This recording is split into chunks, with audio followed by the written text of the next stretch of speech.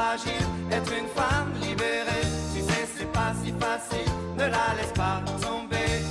Elle est si fragile, être une femme libérée. Et Sarah Doraghi nous a rejoint, femme libérée évidemment.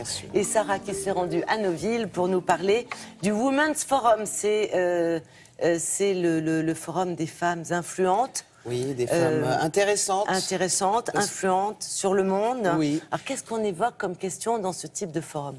Les questions du monde, les questions qui concernent vraiment le monde entier. Donc ça peut être des questions de société, des questions économiques, les espoirs écologiques, évidemment, puisque là, en plus, c'était vraiment c'était au cœur des discussions et des débats du Women's Forum 2015.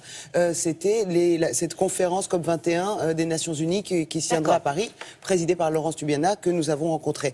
C'est le rendez-vous des femmes influentes, mais aussi, j'allais dire, des mines d'or confirmées et les pépites. Et les pépites de demain qui deviendront certainement des mines d'or. C'est-à-dire que vous avez aussi bien des femmes grands patrons, des femmes ministres, des femmes présidentes de République, mais aussi, par exemple, des jeunes femmes qui ont imaginé un sac à dos avec un panneau solaire, une femme sud-africaine, pour les enfants qui sont dans des villages où il n'y a pas d'électricité, pour qu'ils puissent aller bosser, etc. Donc vous avez vraiment, voilà, vous avez les espoirs de demain et des gens qui ont les mains dans le cambouis, qui sont en train de faire évoluer ce monde-là. Nous avons rencontré la directrice générale, Jacqueline Franjou. À Deauville, c'est ça? C'était à Deauville, absolument.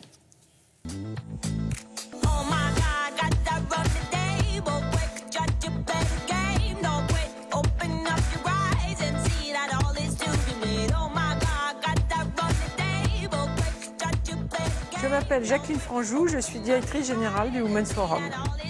Nous avons créé à l'intérieur du Women's Forum des initiatives, par exemple des talents émergents, qui permettent justement d'avoir des pépinières de jeunes femmes qui vont créer des entreprises.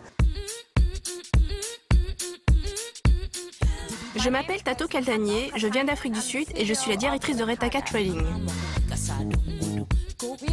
Nous fabriquons des sacs à dos pour écoliers, des sacs dotés de panneaux solaires et réalisés à l'aide de sacs en plastique récupérés. Le panneau solaire se charge pendant la journée. Le soir, lorsque les élèves rentrent chez eux, ils peuvent utiliser leur cartable comme source de lumière pour faire leurs devoirs, car souvent, ils n'ont pas l'électricité. Nous leur donnons la possibilité d'étudier à la maison.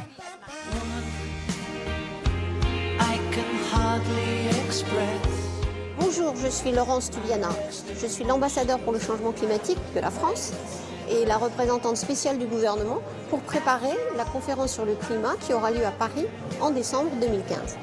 Cette conférence a plusieurs objectifs, mais d'abord de mobiliser le monde entier pour que la lutte contre le changement climatique soit efficace. C'est-à-dire qu'on change les choses, on change notre manière de produire, de consommer, de se transporter, pour que toutes ces émissions de gaz à effet de serre dont on entend tellement parler se réduisent dans le temps.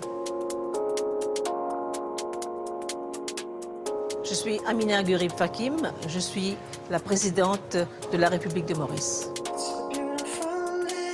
Les problématiques de changement climatique pour les îles, c'est un désastre si on ne prend pas les mesures appropriées. Parce que systématiquement, on parle de 2 degrés. Pour un pays comme Maurice, ça veut dire la montée des eaux, ça veut dire des cyclones plus violents. Donc tous ces changements vont impacter directement, au final, l'économie du pays. Je m'appelle Olajumoke Adenowo, je suis une architecte nigériane. Si vous êtes une femme dans un monde d'hommes, et c'est vraiment un monde d'hommes, n'est-ce pas? Eh bien, vous ne pouvez pas attendre qu'on vous offre une opportunité sur un plateau d'argent. Vous allez devoir la créer, la porter, la mériter. Peut-être bien qu'il faudra travailler 4 fois plus durement qu'un homme, et vous devrez vous assurer d'être simplement la meilleure. Derrière tout progrès, il doit y avoir la femme. La femme, c'est le socle de la famille. La femme, c'est le socle de la société. Et nous avons notre mot à dire. Et on va le faire. Et on le fera. Et on le fera toujours.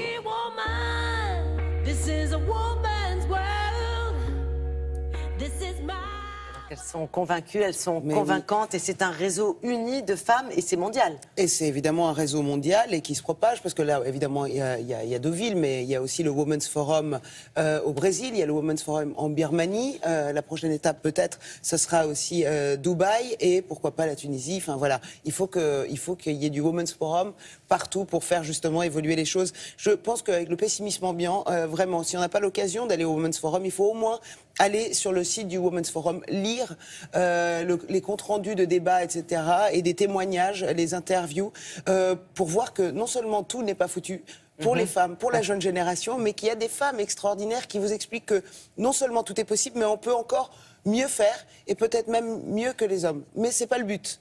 Mais il faut faire de son mieux, voilà. Et on peut faire de son mieux, on peut en arriver là où sont ces femmes-là aujourd'hui. Eh ben, c'est un très très beau message d'espoir que l'on retient. Merci beaucoup. Tout de suite, on parle mode avec Isabelle Chalençon.